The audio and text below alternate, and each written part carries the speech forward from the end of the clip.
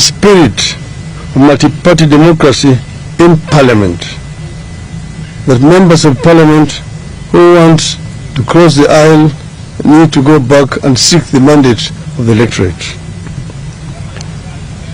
It is the resolution of this meeting that a purely parliamentary process will not serve the intended ends. Our suggestion is to have a conversation at the national level through a process akin to the 2308 National Accord. To this end, the coalition proposes a team drawn from its rank both in Parliament and outside Bunge. We emphasize that all the issues we have laid out in public carry equal weight to us, although high cost of living must be addressed urgently. In this regard, we resolved that the regime must take immediate steps to bring back the cost of unga to Kenya shillings 100 as at the time of the election. We further resolved that Kenya Kwanza must take immediate steps to lower the costs of fuel and put a freeze on the recent increase in the cost of electricity. These are not matters for a committee. They are things that the government just needs to take a decision and implement. Further, we have resolved that the state must immediately take up the cost or waive all medical bills of victims of police brutality, including journalists and the last expense costs of those who lost their lives. This today I went to the hospital, but Kenyatta Hospital and Bagathi Hospital, and I saw at first hand the police brutality. People who are unarmed and shot by the police in their groins, some in their stomachs, suffering at the hospitals. I know of a number of journalists who also were attacked and who are still hospitalized. And this is why what we are saying is a practice that must end. We have seen too much brutality since this Inspector General, Mr. Comey, took charge. It is even worse than the worst days of dictatorship in this country. Finally, we assure our people and Kenyans that our eyes are firmly on the ball and reiterate that we shall go back to the people as the earliest sign of lack of seriousness by the other side.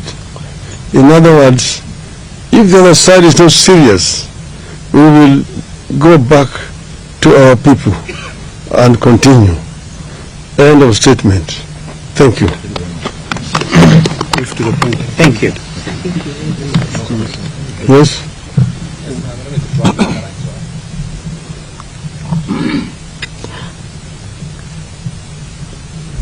Well, my name is Ibrahim Karanja from NTV. I have a couple of questions.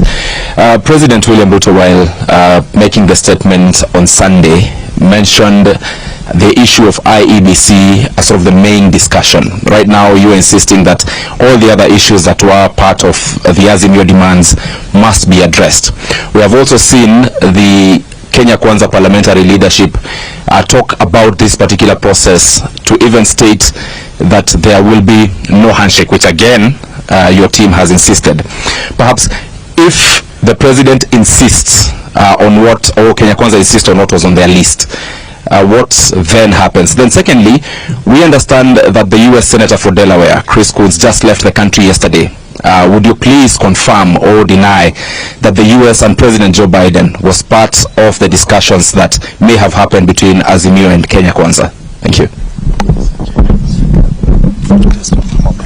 Let me first begin by the first question that you asked.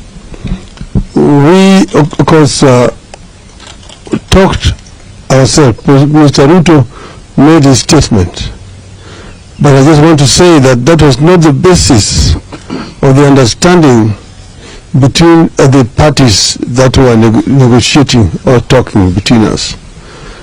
That statement fell far short of what had been agreed, and they know it.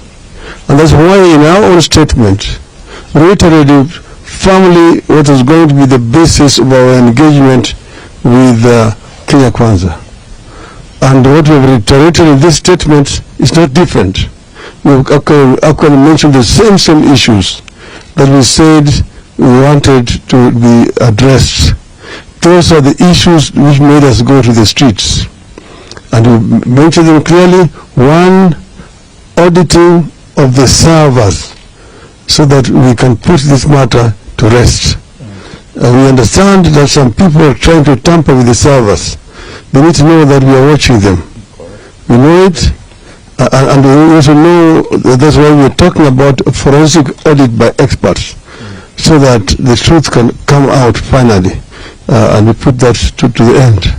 Secondly, we mentioned the issue of the cost